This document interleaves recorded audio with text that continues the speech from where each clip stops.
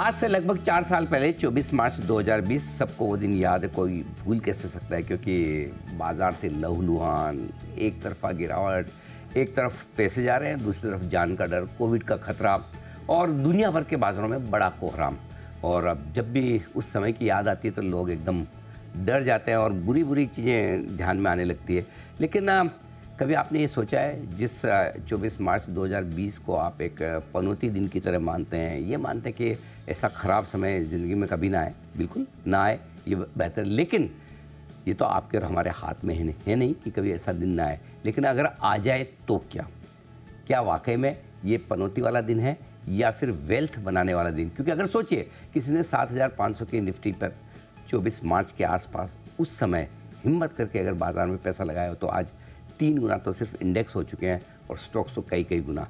और इसीलिए हमने शुरुआत की, एक नई पहल की है कि 24 मार्च 2020 को पनौती दिन के तौर पर न माने, वेल्थ क्रिएशन डे के तौर पर माने और वहाँ से कुछ सीखें।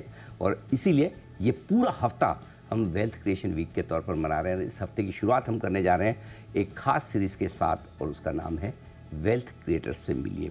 जी हाँ, इस कड़ी में आज सबसे पहले हम आपकी मुलाकात करवाने जा रहे हैं देश के जाने माने market expert, fund manager, Kotak Mahindra mutual fund के ग्रुप प्रेसिडेंट और एमडी नीलेश शाह साहब हमारे साथ हैं। नीलेश भाई, बहुत बहुत स्वागत है। धन्यवाद अनिल जी। सबसे पहले तो वो दिन याद है 24 मार्च 2020? याद है। क्या सबसे पहले क्या याद आती है उसको सोचकर? सो अनिल भाई, बाकी लोगों की तरह हम भी डरे हुए थे, मार्केट गिर रहे थे, जान माल का खतरा था, अपने निकट के परिवारजनों की सुरक्षा का दायित्व था और कंपनी भी चलानी थी। सडनली हम लोग सब वर्क फ्रॉम होम में आ गए थे जी। तो काफ़ी हद तक निराशा थी। बट मैं एक किस्सा कहना चाहूँगा। एक निवेशक है, ये मैंने अपने एक म्यूचुअल फंड डिस्ट्रीब्यूटर से सुना है। ओके। ये जो वृद्ध महिला है, तकरीबन 70-75 साल की उम्र की, उनके इनहेरिटेंस और खुद की सेविंग्स के तकरीबन 4 करोड़ रुपए डेट म्यूचुअल फंड्स एंड उस प्रकार के प्रोडक्ट्स में इन्वेस्टेड थे। ओके। जब ये करेक्शन आया, नॉट नेसेसरीली 24 मार्च को ही, बट उसके बाद भी उन्होंने अपने डिस्ट्रीब्यूटर को फ़ोन करके कहा कि बेटा मेरा सारा पैसा इक्विटी में शिफ्ट कर। क्या बात कर रहे हैं? 70-75 साल की महिला कह रही है। माता जी आप सही सोच रही है, रिस्क कितना है? बोला बेटा जान का भरोसा नहीं है, अब रिस्क नहीं लूंगी तो कब लूंगी। क्या बात है। मतलब उन्होंने रिस्क लिया, नॉट दैट कि बॉटम कैप्चर की, बट बॉटम के आसपास उन्होंने काफ़ी पैसा इक्विटी में शिफ्ट कर दिया। आज उन्होंने 75 साल में जितना कमाया और जितना पाया उससे प्रोबेबली 2 या 3 गुनी वेल्थ है। और जितने रिलेटिव उनके 75 साल की उम्र में जमा किए थे उससे ज़्यादा रिलेटिव आज बनाए हैं। बिल्कुल, ये गजब चीज़ है और ये हिम्मत वाला काम है। लेकिन उस समय जो माहौल था, हिम्मत लाए तो कहाँ से? आप में कोई भी नहीं चाहेगा कि उस तरह के दिन फिर से देखने को मिले, लेकिन वो तो हमारे हाथ में है नहीं कि बाज़ार कब, कहाँ, कैसे और कितना गिरेगा। अगर फिर से लाइफ में किसी को ऐसा दिन, ऐसा समय देखने का मौका मिले तो लर्निंग्स क्या है 2020 की? एक जो लर्निंग मुझे 2008 के सामने 2020 में मिली, 2008 में भी इसी तरह गिर रहे थे और हमें लीमैन ब्रदर्स क्या चीज़ है समझ नहीं आ रही थी। फ्राइडे को हम लीमैन ब्रदर्स की इंडिया ओपनिंग पार्टी में गए थे। सीजे टावर्स में आलीशान ऑफिस थी एंड बहुत ही बढ़िया लॉन्च था। और फिर मंडे सुबह पता चला कि ये तो उड़ गई। तो हम उतने ही मतलब अननॉलेजेबल थे या इग्नोरेंट थे जितना 2020 में कोविड के बारे में थे। करेक्ट। बट एक बहुत बड़ा फ़र्क जो 2008 और 20 में देखा, निवेशक हिम्मत वाले थे। 2008 में लोकल निवेशक रिडीम कर रहे थे, हम लोगों के पांव पकड़ रहे थे कि मत बेचिए मत बेचिए। 2020 में हम उतने ही इग्नोरेंट थे, बट लोगों को ढाढ़स दे रहे थे और लोगों ने हमारी हौसला अफजाई की कि डरिए मत, हम पैसा भेज रहे हैं और ख़रीदते रहिए मार्केट में। तो ये जो mutual fund distributor, stock brokers, advisers, ये लोग ने मिलके जो इंडिया ग्रोथ स्टोरी की कन्विक्शन निवेशक में पैदा कर दी, वो बहुत ही काबिल तारीफ़ है। अगर उस समय उन निवेशकों ने, उन म्यूचुअल फंड डिस्ट्रीब्यूटर्स ने हमारी मदद नहीं की होती तो शायद हम ये दिन नहीं देख पाते। बिल्कुल, ये बात सही है कि एक कलेक्टिव एफर्ट था सबकी तरफ से कि ताकि लोगों को हिम्मत मिल पाए। वेल्थ क्रिएशन के लिए एक इन्वेस्टर के लिए क्या सबसे बड़ी क्वालिटी होना ज़रूरी है? कि मतलब मैं दो तरीके से आप बाज़ार को अप्रोच कर सकते। एक तो भाई मुझे रोज़ कमाई करनी है, ठीक है ना, तो एक मेरे लिए जॉब है या फिर कोई आर्बिट्राज या कोई ट्रेडिंग, वो मेरे रोज़ कमाई वाला सिस्टम है। एक मेरा सोर्स ऑफ इनकम कुछ और है, लेकिन मैं इस बाज़ार में निवेश करके वेल्थ बनाना चाहता हूँ, बड़ा पैसा बनाना चाहता हूँ। क्या सबसे ज़्यादा ज़रूरी चीज़ें हैं एक वेल्थ क्रिएट करने के लिए? अनिल भाई, अगर आप देखें बाज़ार के सबसे दिग्गज ट्रेडर जिनके ऊपर माँ लक्ष्मी की असीम मेहरबानी है, उनका भी ज़्यादा पैसा तो निवेश करके बना है, ट्रेडिंग करके नहीं बना। करेक्ट। दुनिया में भी अगर देखें तो वॉरेन बफे जो जाने माने निवेशक है, उनकी वेल्थ एक जॉर्ज सोरोस जैसे जाने माने ट्रेडर से बहुत ही ज़्यादा है। तो चाहे देश हो चाहे दुनिया हो, निवेश करके पैसा बनता है, ट्रेडिंग करके पैसा बनाना बहुत मुश्किल है। कमाई अपनी जगह, वेल्थ क्रिएशन अपनी जगह। तो वेल्थ क्रिएशन तो आपका लॉन्ग टर्म इन्वेस्टिंग से ही होगा। अब पता सबको है, करना मुश्किल है। फॉर्मूला क्या है, कैसे किया जाए? वॉरेन बफे को किसी ने पूछा था कि भाई आपके बारे में तो इतना लिखा गया है, तो ऐसी कोई तरकीब है जो आप करते हो और लोगों को पता नहीं है? अच्छा। नहीं तो फिर आपके जैसे दूसरे वॉरेन बफे क्यों पैदा नहीं हुए? तो वॉरेन बफे ने ये कहा कि मैं जो करता हूँ वो सबको मालूम है, बट मेरे पास जो धीरज है वो सबके पास नहीं है, इसलिए दूसरा वॉरेन बफे पैदा नहीं हुआ। लेकिन एक चीज़ है, वॉरेन बफे तो खैर लेजेंड हैं और हम सब बड़े उनका सम्मान भी करते हैं, लेकिन हमारे हिंदुस्तान के म्यूचुअल फंड मैनेजर्स भी उन्होंने ऐसे कंपाउंडेड बेसिस पे देखे तो मेरे ख्याल से बर्कशायर हैथवे से काफ़ी बेटर रिटर्न दिए। एक उनकी गाड़ी बहुत लंबी चली है, हमारी तो बस दौड़ रही है जी। तो उनके लेवल पर पहुंचना तो मतलब बहुत दूर की बात है। बट हाँ, एक ऑर्डिनरी निवेशक को अगर म्यूचुअल फंड में SIP करे और लॉन्ग टर्म के लिए करे तो डेफिनेटली उन्होंने भी काफ़ी पैसा बनाया है। हमेशा मतलब कहा गया है कि हाफ वॉली जब मिले तो छक्का मारना चाहिए। बहुत लोग हैं हाफ वॉली पे 1 या 2 रन लेते और यॉर्कर पे छक्का मारने की कोशिश करते, फिर विकेट गंवा देते हैं। जब मार्च 2020, अक्टूबर 2008, अप्रैल 2022 ये प्रकार के मौके मिले, जब मार्केट सस्ता हो गया हो, तब जम के चौके छक्के मारने चाहिए। तब you should become overweight equity. अपना क्या होता है कि हम जनवरी 2007 में लॉन्ग हो जा जनवरी 2008 में लॉन्ग हो जाते हैं, अक्टूबर 2008 में बेच देते हैं। जब खरीदना है तो लालच भाई हमें निवेश करने नहीं देता, और जब बेचना है तो लालच हमें रोक देती है। तो आपके लिए ज़रूरी है asset allocation and discipline. Asset allocation और डिसिप्लिन कि कितना पैसा आपका किस एसेट में जाना चाहिए, और फिर उसके बाद अनुशासन के साथ, धैर्य के साथ बने रहेंगे तो सबसे बढ़िया। अब आपने जो किया मैं थोड़ा उससे जानना चाहता हूँ, जिससे कि लोग थोड़े इंस्पायर हो सके जो अच्छे इन्वेस्टर बनना चाहते हैं। आप एक बड़े सक्सेसफुल फंड मैनेजर रहे हैं भी, और बड़ी वेल्थ आपने अपने निवेशकों के लिए बनाई है। पिछले 30 साल में आप ये काम कर ही रहे हैं। आपको क्या लगता है आपकी सक्सेस के पीछे क्या खास राज है, मंत्र है, या क्या कुछ ऐसा आपने किया जिसकी वजह से आप ये कर पाए? एक फंड मैनेजर के लिए एक अच्छी टीम होना बहुत ज़रूरी है। तो मैं बहुत नसीब वाला था कि चाहे टेम्पल्टन हो, ICICI प्रूडेंशियल हो, कोटक हो, मुझे बहुत अच्छी टीम मिली। उन्होंने मेहनत की तो हम लोग मिलके एक सक्सेसफुल रिटर्न दे सके अपने निवेशकों का। दूसरा अनिल जी, हमेशा विनम्रता रखना, हम्बलनेस रखना। कई बार अभिमान आ जाता है हमें कि अरे हम तो मार्केट के गुरु हैं, बट हमेशा देखा है जब जब अभिमान करने गए तो मार्केट बड़ी जोर से जमीन पे गिराता है, और इतनी बार अब गिर चुके हैं कि अब अभिमान लाना थोड़ा मुश्किल हो गया है।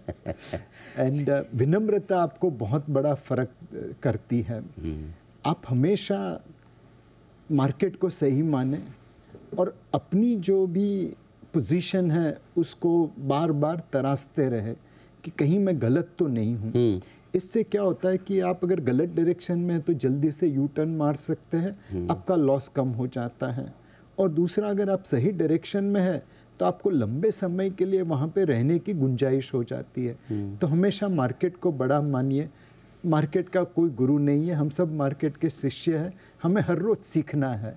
ये बात तो सही है आपके, और ये तो लाइफ लॉन्ग आपके लिए लर्निंग ग्राउंड है। और जिस दिन ये तो आपका तो खैर रोज़ काम नहीं पड़ा, हमारे तो रोज़ सुबह 8 बजे एग्ज़ाम में बैठता हूँ, 9:15 बजे से हमारा शुरू होता है टेस्ट, 3:30 बजे रिजल्ट आ जाता है कि आज सही बोला या गलत बोला। तो वो ज़रूरी है कि विनम्रता के साथ जो भी है। लेकिन ये कुछ क्वालिटीज़ हैं जो एक अलग तरह की, लेकिन जब स्टॉक सिलेक्शन को लेकर आते हैं, क्योंकि आप स्टॉक सेलेक्ट करके पोर्टफोलियो बनाते हैं, तो क्या कुछ खास बातें आपने जो भी आपके विनिंग स्टॉक्स ढूंढे होंगे पूरे करियर में, उनमें क्या चीज़ आपने ऐसी खास देखी जिससे लगा कि हाँ, जब आप पहली बार खरीद रहे हैं, वो कहते हैं कि पूत के पैर पालने में दिख जाए, हाँ यार इसमें तो बड़ी होने की गुंजाइश है। ये ऐसा कोई फॉर्मूला तो नहीं कहूँगा, लेकिन ऐसा कोई तरीका है जिससे सोच सके? एक मेंटली मैं 2x2 बॉक्स बनाता हूँ, good manager, bad manager, good business, bad business. Okay. जो business return on equity, cost of capital से ज़्यादा बनाए वो अच्छा, और जो नहीं वो बुरा। मैनेजर जो माइनॉरिटी शेयर होल्डर्स का ध्यान रखे वो अच्छा, जिसके पास कुछ विजन हो, एग्जीक्यूशन करने की क्षमता हो वो अच्छा, बाकी सब बुरा। तो जिंदगी में हमेशा कोशिश की है कि बैड बिजनेस और बैड मैनेजर से नाता नहीं पड़े, वो अवॉइड करते हैं। कोशिश यही है कि हमेशा good manager and good business में जाए, बट हर बार वो मुमकिन भी नहीं है। दुविधा तब आती है जब मैनेजर अच्छा हो बिजनेस बुरा हो, या बिजनेस अच्छा हो बट मैनेजर बुरा हो, वहाँ पे कश्मकश रहती है। वहाँ पे जितना कम एक्सपोजर हो सके उतना रखते हैं। बोलने में ये बहुत सिंपल है, बट ये 2x2 मैट्रिक्स आपके लिए बहुत कारगर काम करता है। दूसरी चीज़, आप मार्केट को हमेशा सही मानते हो तो आपकी फोकस यही रहती है कि मैंने जो पोजीशन ली है उसको मैं बार बार चेक करता रहूं, तो गलत हो गए तो यू टर्न मार लेते हैं। और तीसरी चीज़ है, हम लोग एक लंबे ट्रेंड को पकड़ने की कोशिश करते हैं। लंबा ट्रेंड मतलब जो कैपिटल एलोकेशन सही तरीके से कर सके। हमेशा देखा है कि जब आपके पास इजी मनी आ जाता है या ज़्यादा पैसा आ जाता है, तब आप उसकी कदर नहीं करते और उसे उस तरह से निवेश करते हैं कि रिटर्न ऑन इक्विटी गिर जाए। तो जो बंदा एकदम करकसरता से पैसा खर्चा करे, सही तरीके से निवेश करे, उस प्रमोटर के साथ हम रहने की कोशिश करते हैं। तो good business, good manager and good capital allocator, अगर ये तीन का कॉम्बिनेशन आ गया तो बैठ जाते हैं। हर 3 महीने पे चेक करते हैं सही गाड़ी में बैठे ऐसे मिल जाते हैं, ऐसी कंपनियां मिल जाती है, स्टॉक मिल जाते हैं? अनिल भाई, मुश्किल जरूर है, but see Bharat itself is a rising growth story. And अब प्रमोटर को भी पता चल गया है कि कॉर्पोरेट गवर्नेंस कितना ज़रूरी है। तो ग्रोथ में कोई ज़्यादा टेंशन नहीं लगती, बिकॉज भारत ही ग्रो हो रहा है तो उसके पीछे पीछे कंपनियाँ ग्रो हो रही हैं। मैनेजर में भी आजकल बहुत मतलब लोग हैं जो गवर्नेंस के प्रति जागरूक है। तो कॉम्बिनेशन तो आराम से मिल रहा है इस वक्त।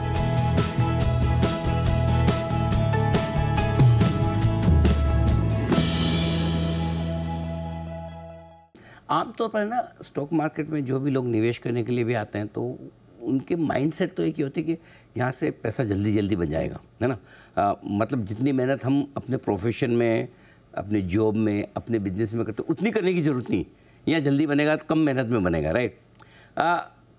और उस चक्कर में ट्रेडिंग करना चाहते हैं कि थोड़ा पैसा ट्रेडिंग से बना दूँ फिर निवेश करूँगा। ये थॉट प्रोसेस सही है क्या? क्या ऐसा करना पॉसिबल है?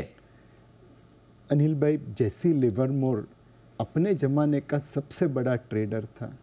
1929 के ग्रेट डिप्रेशन में जिस दिन न्यूयॉर्क में मार्केट गिरा था और कई स्टॉक ब्रोकर और निवेशक ने आत्महत्या कर दी थी, उस दिन वो आज के ज़माने के $1 बिलियन ट्रेडिंग प्रॉफिट करके लौटा था। लोग कहते हैं वो टेक्निकल एनालिस्ट का फादर है, उन्होंने इन्वेंट किया। लोग कहते हैं वो डे ट्रेडिंग उनकी इन्वेंशन है। इतना दिग्गज ट्रेडर जब सबने पैसा खोया उस दिन $1 बिलियन जितना पैसा बना के लौटा, उस बंदे का अंत क्या हुआ? सुसाइड कर ली, आत्महत्या कर ली, बिकॉज लायबिलिटीज असेट से ज़्यादा हो गई। तो एक ऑर्डिनरी ट्रेडर के लिए मैं यही कहूँगा कि भाई अगर आप डोनाल्ड ब्रेडमैन जितने भी अच्छे हो ना, तो आखिरी इनिंग में तो 0 पे ही आउट होंगे। किसी की तकदीर से हम नहीं लड़ सकते। करेक्ट। बट जैसे लिवरमोर जो ट्रेडिंग का डोनाल्ड ब्रेडमैन था, अपनी आखिरी इनिंग में तो 0 पे ही आउट हुआ। हाँ, और एक आध कोई निकल जाए तो निकल भी जाए, बहुत ही किस्मत है, तकदीर है। हाँ, बट इन जनरल लोगों को अगर ये लगता है कि थोड़ा ट्रेडिंग कर करके पैसा बना लूँ, मतलब पैसा कमाने का, वेल्थ बनाने का शॉर्टकट नहीं है। कोई शॉर्टकट नहीं है। आपकी डिसिप्लिन और आपका धैर्य आपको पैसा बना के देता है। आप अगर जंप करते रहेंगे तो ज़्यादातर तो गाड़ी मिस ही कर जाएंगे। मार्च 2020 से जो रिकवरी शुरू हुई, इस पूरे प्रोसेस में आपकी पूरी इंडस्ट्री में कई सारे लाखों करोड़ों नए इन्वेस्टर्स आए, करोड़ों डीमेट अकाउंट खुल रहे हैं, नवयुवक बाज़ार में आ रहे हैं, महिलाएं बाज़ार में आ रही हैं, मार्केट बड़ा हो रहा है। इन लोगों ने 4 साल में कोई मंदी तो देखी नहीं है, ढंग का करेक्शन भी नहीं देखा। और आजकल तो अभी ये सिचुएशन है कि जिस दिन बाज़ार ना बढ़े उसी दिन लोगों को लगता है कि आज मंदी है। तो ये जो माइंड सेट है, ये कितनी खतरनाक है, वेल्थ क्रिएशन में आगे चलते हुए कितनी मुश्किल कर सकते हैं, इससे कैसे बाहर निकलना है? सो अनिल भाई, एक मतलब पैसा बनाना अगर इजी होता तो हम लोग सब बिलियनर होते। सेकंड 2020 के बाद जो हमने समय देखा है वो बहुत ही बेहतरीन समय देखा। मार्केट सस्ता था और वहाँ से आज फेयर वैल्यू के थोड़ा ऊपर ट्रेड हो रहा है। अब फेयर वैल्यू से उसी रिटर्न की एक्सपेक्टेशन हम नहीं कर सकते। तीसरा मतलब आप इसे भारत की अमृतकाल का निवेश पकड़ के चलिए। 1 महीना 2 महीना, 1 दिन 2 दिन क्या होगा किसको पता, उतार चढ़ाव तो आते ही रहेंगे। बट आप ये पकड़ के ये तय करके चलिए कि मैं आज भारत विश्व की 5वीं बड़ी अर्थव्यवस्था में निवेश कर रहा हूँ, जो आने वाले समय में 15, 20, 25 सालों में तीसरी बड़ी अर्थव्यवस्था हो जाएगी और दूसरे से गैप बहुत नैरो कर देंगी। उस हिसाब से अगर आप निवेश करेंगे तो अपने आप लॉन्ग टर्म निवेश करेंगे। इनफैक्ट वॉरेन बफे ने एक बहुत अच्छी चीज़ कही थी कि you should invest as if you are going to invest for, as if you are going to hold it for next 10 years और समथिंग लाइक दैट। तो लंबे समय के लिए पैसा लगाइए।